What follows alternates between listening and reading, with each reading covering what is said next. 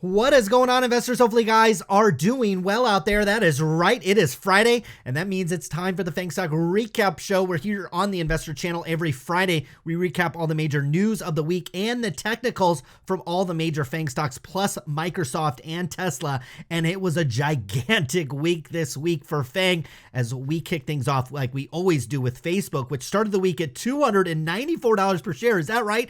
$294 per share. And then after earnings, the stock ended the week at about $237 per share. And that's a solid 20% drop on this one. Obviously, it is bolstered by the fact this company came out with their earnings just the other day. They had over $200 billion of their market cap shed after reporting earnings and sales, which failed to meet Wall Street's expectations. I had a ton of questions on my video on Facebook, and so we'll start to answer some of those questions. First of all, a lot of people wondered, why did this stock drop? And I'll talk about it, okay? So first of all, we have the most recent quarter here. I won't go into a full dive into the earnings. I already did that on a video. I'll include links in the description down below to all the earnings videos for all these stocks except for NVIDIA, which reports, I think, in another 2 weeks or so. Now, Facebook came in with their earnings, and for the most part, look, net income still $10 billion.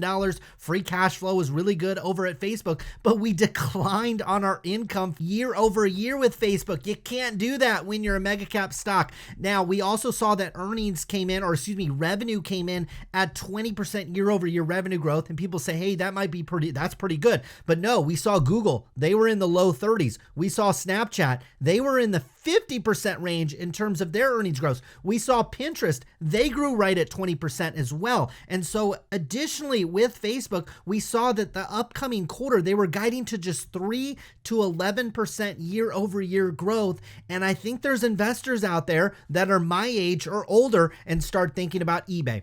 Start thinking about IBM, start thinking about BlackBerry, start thinking about these companies that were in hyper growth mode, were the clear gold medal winners, or at least one of 2 gold medal winners along with Google in the online advertising space. And then all of a sudden things change. Things change with eBay, things change with BlackBerry, things change with GE, things change with IBM. And so I think some investors are starting to think, well, maybe we're at that point, because we're actually seeing competitors of Facebook continue to grow and not nearly give the guidance that Facebook gave. And so I think that really is what had investors really worried, is the upcoming quarter, we're expecting $27 to $29 billion worth of revenue growth. I think what has investors even more concerned is the fact operating profits are going to basically go sideways, if not go down in the coming year. Because look at this, the guidance for the full year on expenses is expected to come between $90 and $95 billion. Facebook just did a year where they did $71 billion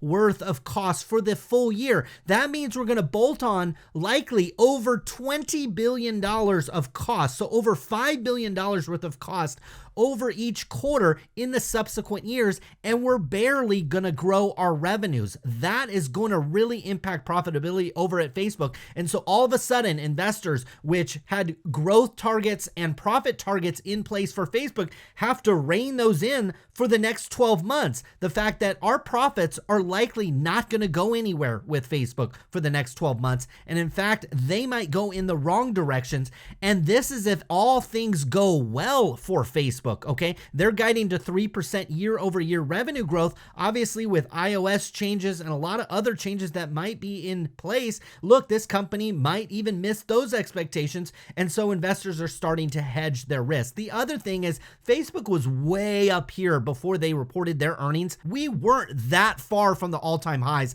on Facebook. And the fact that it dropped through 2 layers of support, not necessarily that surprising, especially when you factor in this company is really going to increase their cost and they're not going to increase their revenues by that much. That is a problem. And again, there's investors that are my age or older that will remember when eBay was the top dog. We remember when IBM was the top dog. We remember when some of these companies used to be the gold medal winner and used to be the top dog.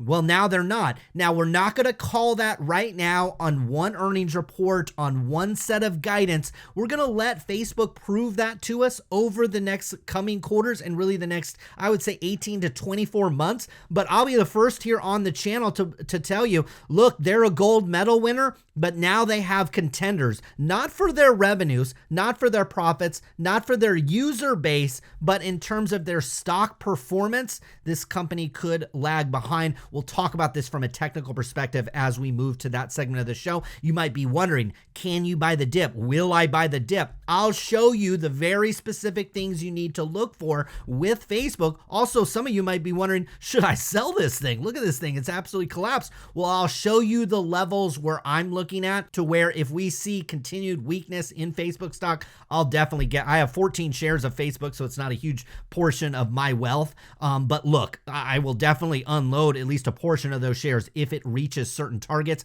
Also, we'll be looking for a reversal sign on this one. We'll talk about that from a technical perspective. Now, Webbush's Dan Ives said that Snapchat's results put Facebook in an even darker light. This is kind of what I was talking about. Facebook's earnings and Pinterest earnings came out after the bell yesterday. Snapchat grew their revenues by 50%, and that stock soared today by like nearly 50%. And same with Pinterest. They grew their revenues the same amount as Facebook in that 20% range. What it's really showing us is that Facebook was really tied to the iOS privacy changes, and the privacy changes didn't impact Google. We'll look at their results here in a second. It didn't impact Snapchat. It didn't really, and I say didn't, just to a lesser degree.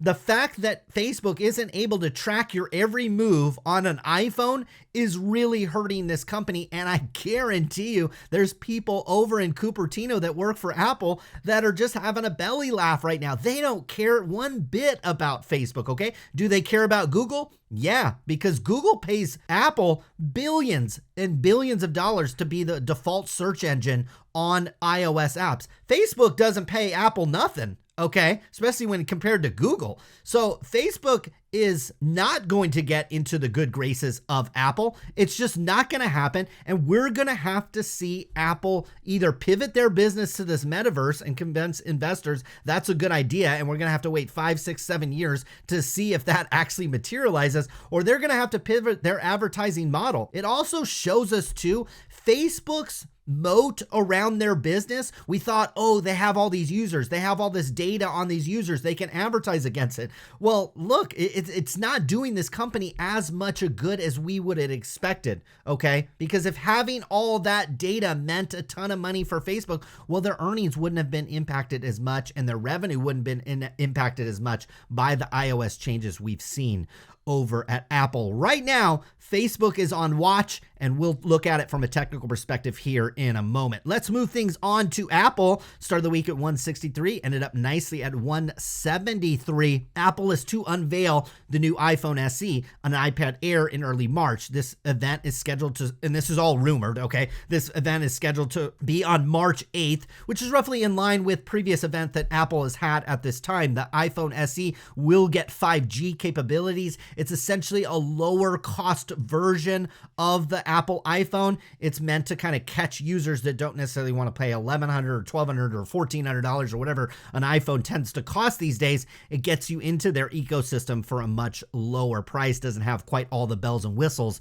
that their high-end phones have over at Apple. Now, Apple's 10Q. So whenever we report earnings, we don't always get to look at the 10Q, and the 10Q has all the kind of nitty gritty details. And I tend to go in and look at these, usually they come out a couple of days or a week later. The companies don't have them finalized after earnings. And what you get is a little bit more detail on each of the company's cost and maybe revenues and some other details that you might not know about the company. Now, Apple's 10Q is showing signs of gross margin expansion and improving supply chain. The reason why Apple's gross margins are improving is they're taking more and more responsibility in-house. So over the last 2 years, they basically transitioned all their computer chips away from Intel and other manufacturers, all to their own designs that they contract out to essentially TSM to make those chips. That is improving their margins. It's also improving their products as well, as we saw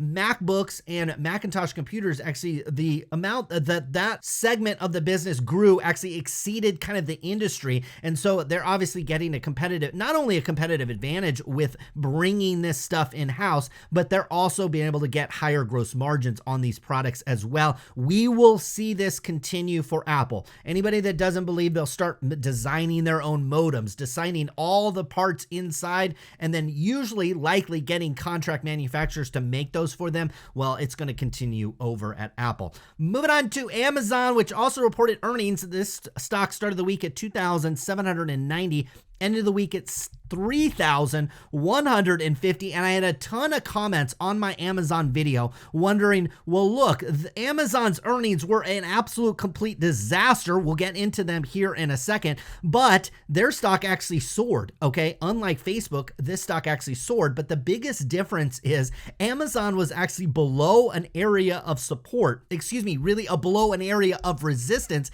and well off the highs. The highs on Amazon were up at $3,770 per share. The stock was closer to $2,700 when they reported earnings, and it gapped up nicely up into an area of support and kind of resistance. We'll talk about that from a technical perspective here in a moment when we talk about Amazon. Now, the company did announce a price hike on their Prime. They did top operating income expectations, which I'll show you here in a second. Operating income came at just $3.5 billion off like over $100 and some odd billion dollars worth of revenue. The company had $400 billion worth of revenue for the full year. That's another reason why this company gets a ton of leeway from Wall Street, because there's nobody doing that type of revenue for 12 months. Operating incomes in the quarter, just $3.5 billion. Last year it's 6.9, but consensus was for 2.4. So they actually came over that operating income by over $1 billion. And for those of you that don't understand operating income and net income, well, that doesn't include the 11 billion or nearly 12 billion non-operating income from an investment in Rivian. So the company recognized on their net income essentially $11.8 billion in profit from their investment in Rivian. This $3.5 billion doesn't include this. This is just operating Amazon.com. So they actually came in over expectations on that. The other thing that came in well over expectations was this AWS revenue. That came in at $17.78 billion. Consensus was for 17.23. So they really grew that over and above where consensus was, and over and above where they were a year ago at 12.7. But things with Amazon, underneath the surface, the company has already swung to an operating loss on their e-commerce business. So the bear case argument on Amazon is, hey, AWS basically pays the bills and the e-commerce is just for show. Well, that argument is back in play, at least for the most recent quarter. But I think what investors are looking at is they're looking 12, 24 months out, like they always do with Amazon. The fact that they increased the Prime membership, that will bolster up profits in that business unit. And you also came across very, very tough comps, okay? Over the last year, really 2 years with Amazon, a lot of people shifted their spending online, and we saw a little bit of a shift away from that. Also, on top of that, you've got inflation, you've got increased fulfillment cost over at Amazon that really hurt the company's operating profits. I'm not trying to sit here and act like I'm an excuse maker. I'm just telling you how Wall Street is digesting these numbers,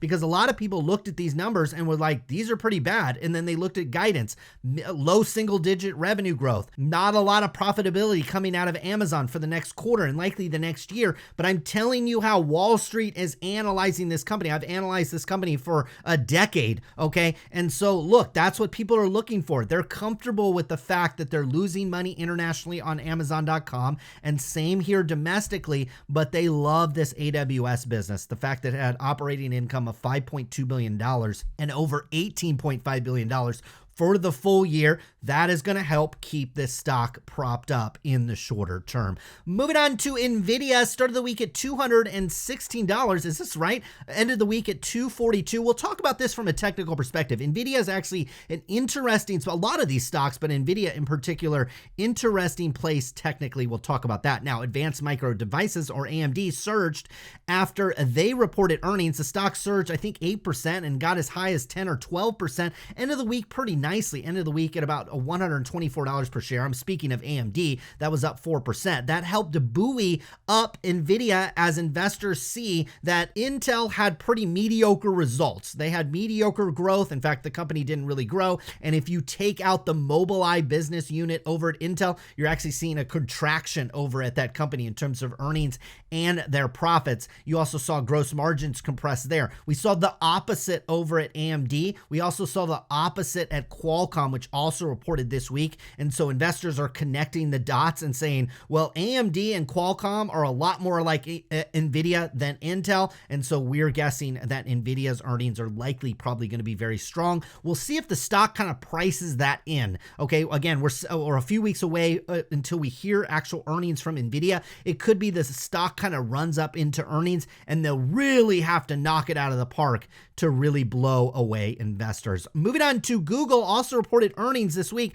Started the week at $2,584, ended the week at $2,865 per share. One of the reasons why Alphabet surged big time this week, over 11% in one day, is after their earnings beat expectations, but also the stock split is on top. It's a 20-for-1 stock split. It affects all the classes of shares of Google. So if you own GOOG or GOOGL, this will split all the stock. It doesn't matter which ones you own. You have to be a shareholder of record by July 1st, and the shares will actually split on July 15th. This is pending approval by the board of directors, which I'm assuming, since they put out a press release and there's all this news about it, my guess is the board of directors will approve this. When you have a stock split, you will get 20 for every 1 share of Google, and the price of Google stock will go down by a factor of 20. No, you will not get free money with this. Now, I had a lot of questions on the channel. If you own a half of share of Google, okay, because it's a $2,000 stock, look, it makes sense that you might only be able to afford a half a share. You have to call your broker.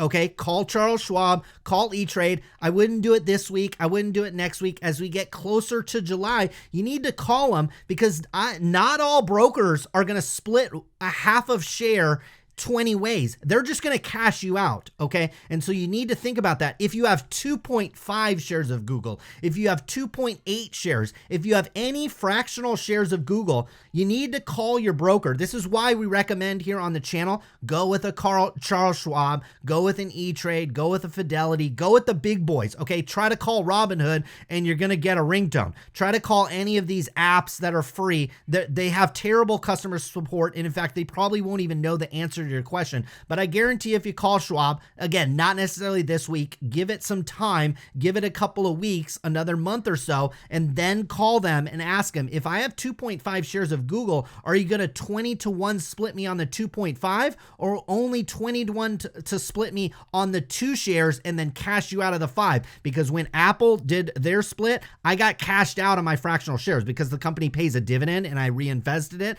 I had fractional shares of Apple. I got cashed out of my fractional shares, and then they split the whole shares. Just something that you want to keep in mind. If you have like 2.9 shares of Google, personally, I would just get another fractional share to get you a round number so you can split the whole number of shares. But again, call your broker. Everyone handles it a little bit differently. I was with E-Trade and they did not split the fractional shares, at least when Apple did their split. Now, I also had a lot of comments on my channel. We'll talk about this when we get to a technical perspective with Google about how, oh, you gotta buy Google. When they announced their split, Apple went up and Tesla went up. Look, first of all, guys, that was 6 months ago. The splits on Apple and Tesla mean absolutely nothing today. And technically, if you watch my video on Google, I told you technically what to look for with this stock, and it did exactly what I said on the video, okay? Patting myself on the back. It is Friday. The Bengals are in the Super Bowl. I'm in a good mood. I'm going to pat myself on the back. I told you exactly what was going to happen with Google. I'll tell you when we get to it from a technical perspective here in a moment. But what I wanted to talk about with Google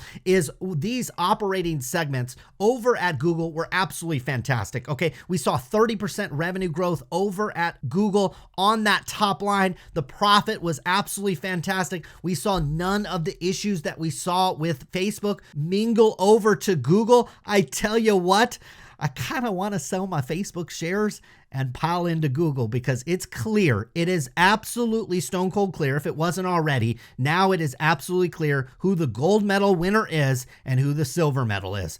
Google is the gold medal winner in online advertising. And right now, Facebook is barely hanging on to a silver medal, but we'll see what happens in the future. Moving on to Microsoft, start of the week at 296, ended up nicely. Okay, this thing fluctuated quite a bit this week. I almost stepped in here and bought some more shares of Microsoft, maybe next week. End of the week at about 305 on Microsoft. Activision Blizzard missed it on earnings as they see users decline in Q4. ATVI is the ticker symbol on Activision Blizzard. If you don't already know, you probably don't follow this channel very closely, but Microsoft made a bid to buy Activision Blizzard for nearly $69 billion, excluding the cash on Activision Blizzard. But here's the thing, and so some of you might be wondering, well, is Microsoft taken by surprise? No, Microsoft knew these numbers before, okay, because these were Q4 numbers. These were the end of the year numbers. In fact, Microsoft has already got visibility into January and probably even parts of February over at Activision. So these declines on the user and the revenues and the profits over Activision,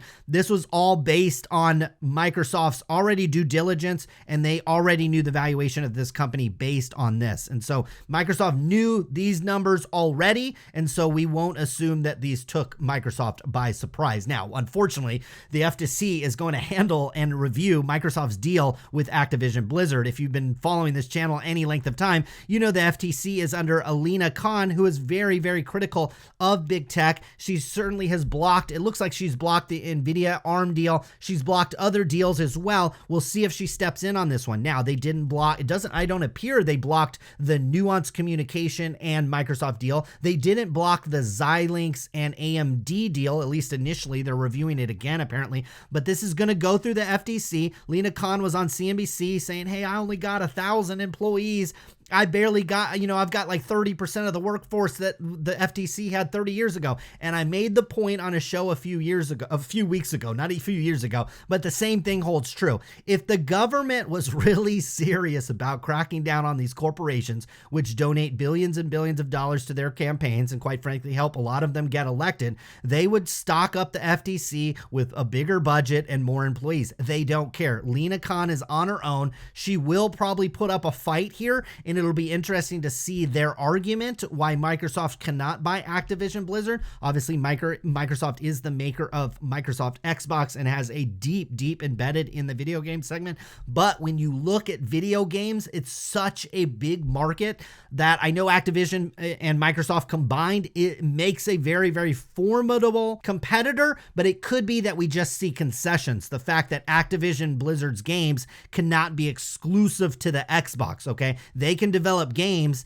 but they have to be available on a Nintendo or a Sony or any of these other platforms as well, at least for a period of time. As shareholders, that's what we're hoping for, okay? An absolute block of this deal, considering there's like a multi-billion-dollar breakup fee in this one, would be very bad, but it would be beneficial to Activision because they would get a couple $1 billion pumped into their bottom line. Moving on to Tesla, start of the week at about $800, ended up really nicely, $933, is that right? No, more like $923. Some of these quote pages, for some reason, they're not updating. We'll look at this from a technical perspective, but $923 is the closing price on Tesla this week. Now, Tesla could cut prices. This is according to Daiwa. This is for their cars. Okay, we saw last year Tesla raised the price. In fact, they raised the price of the Model 3 by over $10,000. Luckily, I had pre-ordered one. I think my base price was like $30-something thousand. By the time I picked it up, the darn things were now you had to pre-order them for like $45,000. I literally could have picked mine up and then sold it, and even maybe after taxes pocketed a little bit of money. But luckily, I kind of needed the car, quite frankly. And if you look at gas prices out here in California, who could blame me, right? And so this analyst is arguing that they might cut prices to maintain their market share. I don't know. I'm not sure because look at this. I went to the Tesla website. This is the Model Y. Now I looked at the Model 3. If you try to order one today, you'll get it delivered in March. This is likely knows my location because they say California residents. So they know I'm out here in California with this.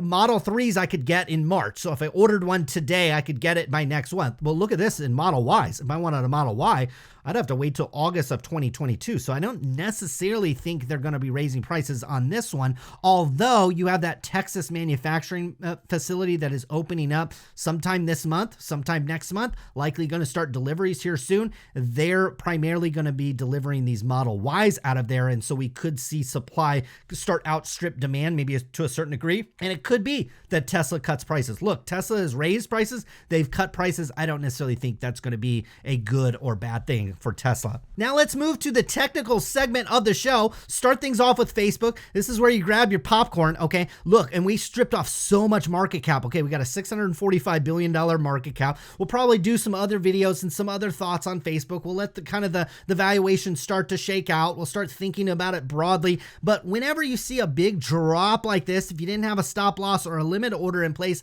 I just like to take a breath, okay? And yeah, I had stop losses down here at 220. I did not want to see this break this level because I'll show you this. I'll zoom this out. So Facebook back in July of 2018, yeah, you have to go back that far, peaked out at this 220 level, dropped down, came back up, hit that 220 level right on the head, dropped way back down. It wasn't until May of 2020 that we broke through this $220 level, and it was basically the springboard. Okay, this is why you know this is such a good technical level is, first of all, the stock got rejected very nicely 2 different times, but then once it finally got above it, it was basically like letting a teenager out of the house for the first time. I mean, they just run wild, right? This thing went from 220 all the way up to over $380 per share, and here we are all the way back down here to $237 per share. We created a monster gap in this chart, okay? I don't need to explain that to you. We slipped through. This was the previous area of support up here at 300. Those are the previous highs.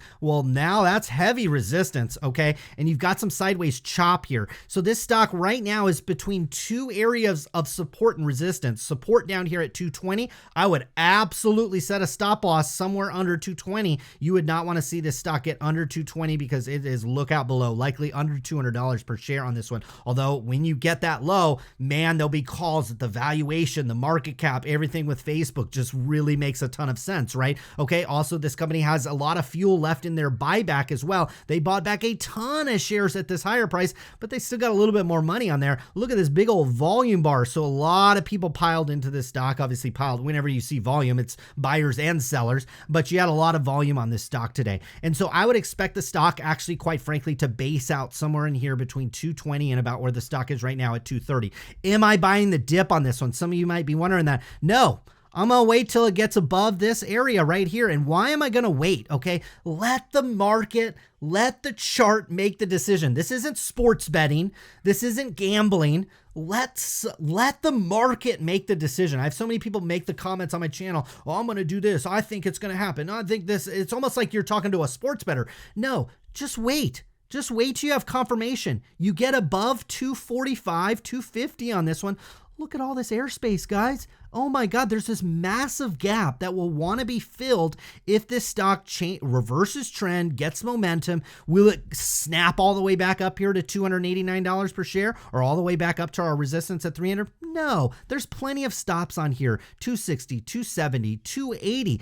But I'm going to wait until we get confirmation. We put a candle up above here, maybe even 2 candles up above here. And then that is when it's safe to buy the dip on Facebook. Right now, it's not a falling knife. It's a skydiver falling out of a plane. Okay. It's even worse. This thing is going down faster than a knife would. Okay. We're pulling this thing down really fast. Wait for it to base out. I personally would expect it to find some footing here, maybe come back up to this 245 range, get rejected again, come back down to 230 before finally being able to break out, finally getting over all the noise and breaking out above the 245, 250 range. You get it above that, that could signal signal a buy. The other thing that it could do is, if you're like me and you're concerned a little bit about Facebook, are they a gold medal winner anymore? I don't know. Are they a silver medal anymore? Sure, based on revenues and their profits inside online advertising, absolutely. Snapchat, Pinterest, none of these companies are anywhere close. But do we really want to be in a silver medalist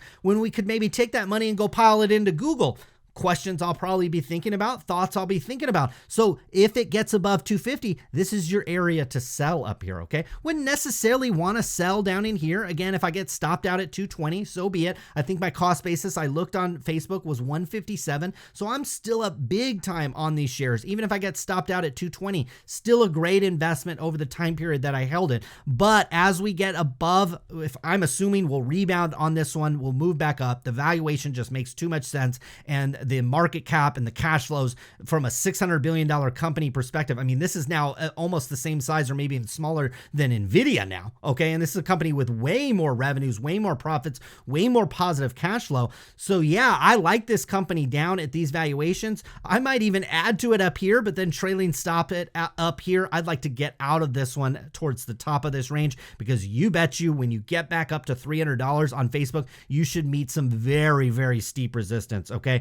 Same thing if you were to get back over 300. All this is stuck money up here, okay? All these people bought at the top and they just watched their investment get absolutely decimated this week. If this stock can inch back up into this range, you'll have people very quick to sell it for a kind of a break-even trade and move their money into something else. Me personally, I will at the very least, I told you I had about 14 shares of Facebook. I will trim at least 4 to 7 of them on the way back up through this gap. Okay, that's kind of what I'm predicting. I will get stopped out of all of them if it breaks down below about $220 per share. That's personally what I would do with Facebook. Moving on to Apple, just a beautiful technical trend. This thing is in a very, very long uptrend. It has broken down recently, but we have technically not broken below kind of our longer term lows. Now, in the shorter term, much shorter term, we're talking like kind of year to date, we are creating a series of highs, a lower set of highs, and maybe kind of a double top here,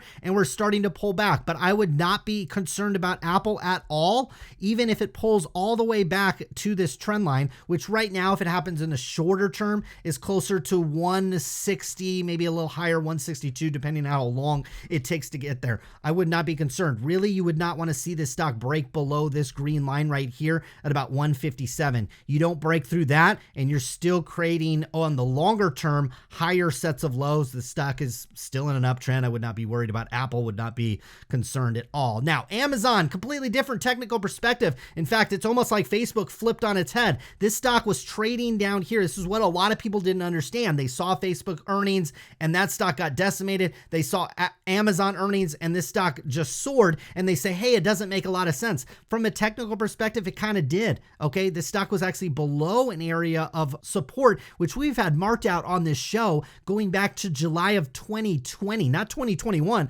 2020. So nearly a year and a half, this stock, the bottom end of the range was at 2,900. This stock was actually under it, okay? Closer to about $2,700 per share before it reported earnings. Also, given the fact that they have pricing power on Prime and AWS absolutely hit it out of the park, well, this stock not only sliced back up through that area of support, which if you followed the technicals is very bullish, but it also came all the way back up here, initially sliced through this area. It's kind of more of an intermediate area. This area at 3,160 on Amazon, more intermediate support, but it kind of sliced up through it, and now we're kind of sitting right on top of it. With Amazon, wouldn't surprise me though if this stock kind of lingers in this area. I still think we're range bound on Amazon, really, quite frankly, until we get above the highs of 3,763. What's it going to take to get above the highs?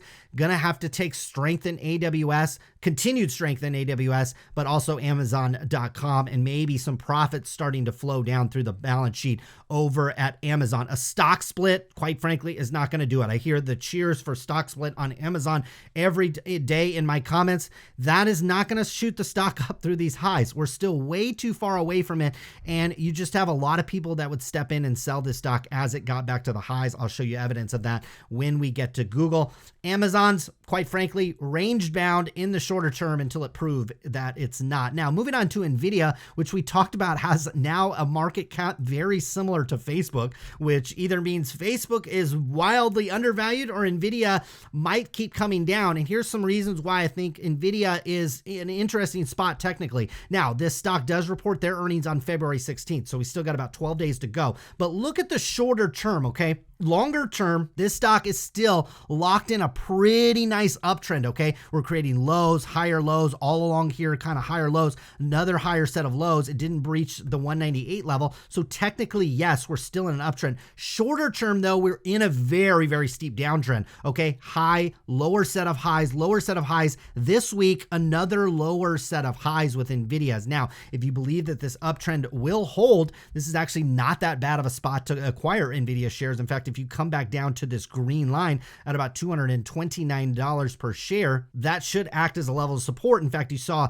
this stock knife through that area over the past week or last couple of weeks or so. This is an area of consolidation for NVIDIA. This is where you could acquire the stock. Me personally, I would want to see you get above these areas of highs at about 260. Now, could we see that before earnings? Maybe, maybe not. Okay. It could be that we gap up above there after earnings. And some of you might say, well, I missed it. No, well, if it gets above this 260 area, all of a sudden we know this is just a temporary downtrend and we've got plenty of upside. Okay.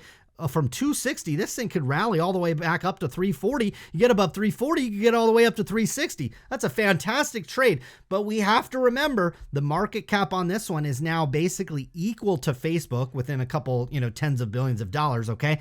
Look, does that make a lot of sense? We'll have to think about that moving forward. Certainly when we see NVIDIA's earnings, we'll see how well they're growing their revenues and their profits. If we take any cues from AMD, they're probably going to be pretty good. Moving on to Google. I called this one perfectly. If you want to go back and look at our Google video, I had everybody saying, oh, you got to buy this one. Okay, when they announced the stock split, the stock immediately popped up. So we had earnings right here, and this thing immediately popped up to $3,000. And I had everybody in my comments saying, you got to buy this one because that's what Tesla did and that's what Apple did.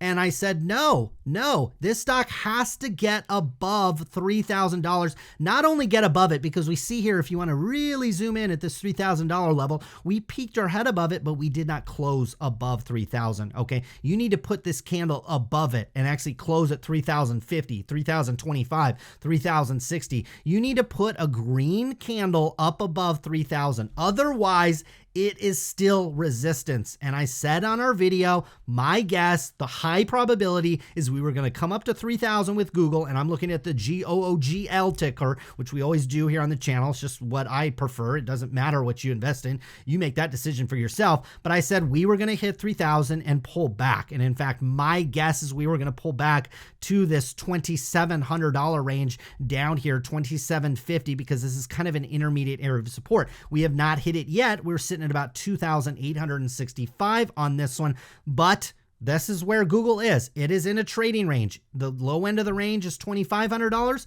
The high end of the range is $3,000. You buy it as you come down here. Personally, south of $2,750, that is when you buy Google. When it's up here at $3,000, you're looking to, if you want to, you're looking to sell it. Otherwise, you're looking for the break above. If you don't catch it down here, you need to wait. You need to wait. It doesn't matter what the stock splits of Tesla and Apple did 6 months ago. The market today is completely different than it was in the summer when those stocks split. Absolutely completely different. Everything is completely changed since then. You can't say because a stock ran in a split, a different stock ran in a split 6 months ago, well, Google's going to act like that. It doesn't work like that. The market doesn't work like that. And in fact, you're way overcomplicating things if that's how you're thinking about these things. The easiest way to think about it is just look at this chart. A break above 3,000 would signal what? Sellers have dried up and there's new buyers emerging. Well, look, this thing could go from 3,000 to 4,000, quite frankly. Okay. The other thing that it would do was actually put us back in the uptrend. And I said this all on the Google video. Okay. You have to get above 3,000 and you got to do it pretty quick, actually pretty soon, because the longer it goes, you're actually going to have to get above 3,100. You're going to have to get above 3,200. The longer time goes on, right? The longer this trend line goes and the more this graph starts to move to the right, you've got to get above 3,000 on this one to get back in this uptrend. Otherwise, this uptrend is broken And it oftentimes stocks pull back and they come back and back test to the trend line. And in this case, upper end resistance and gets rejected. That's exactly what happens with Google. Guys, this is not sophisticated technical analysis that we're doing. This is about as basic as it gets. You have an upper end of the range, you have a bottom of the range, you have a longer term trend line, which has more recently been broken. To back test back up to the high end of the range and over and above that trend line would be bullish. Otherwise, it is not necessarily bearish, but it is just showing you that sellers are materializing up here. It doesn't matter if the stock splits. People don't care. They care more about their money. Moving on to Microsoft, very somewhat similar to Apple on this one. Longer term uptrend with Microsoft. We are now just creating kind of higher sets of lows all along here. Shorter term though, you have broken down on this one, a set of highs up here at 340, another set of highs at 320, another set of highs down here at 300. So depending on how you look at this, shorter term, you're in the downtrend. Longer term, the uptrend is still intact. That is why that's why you have a lot of economists, some people saying the market's going to crash. Other people saying, no way, it's just going to keep going up. We're at that point in the market, okay, where this one's kind of on a razor's edge. I would not get excited about this one at this level. You really need to get above this intermediate range, which I'll blow up here a little bit. This blue line at 320, you need to get above that. That will take out these previous highs. That will end this shorter term downtrend and confirm that this uptrend is just still intact. Just like Google, you're looking for a break above 340, really more specifically, probably 345, maybe even closer to 360 on this one to show you that the sellers have dried up at this top end of the range on Microsoft, and you can step in there and buy that one. On the downside with Microsoft, you would not want to get this below 280. You get below 280 and you could see a Facebook-like drop where this stock just deteriorates all the way back down, probably, quite frankly, south of $250 per share. Moving on to Tesla, long-term uptrend with this one still is intact. We're at a very key level, and we've talked about it numerous times here on the show, and it's held for the most part. We've kind of sliced through it a little bit, but this longer-term uptrend is still intact. Right at this 890 to 920 range with Tesla.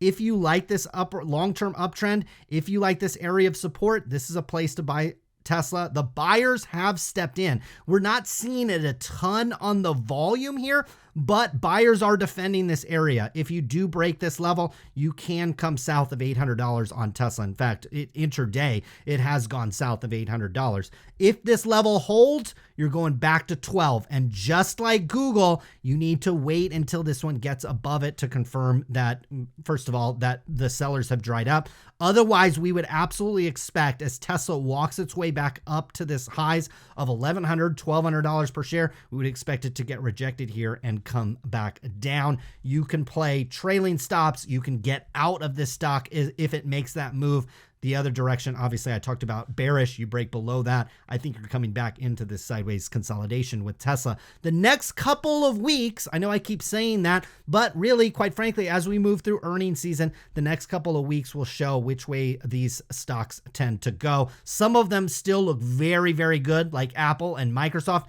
Some of them are right there on the razor's edge, kind of like an NVIDIA and a Tesla, and certainly Facebook as well. Google also looking quite good.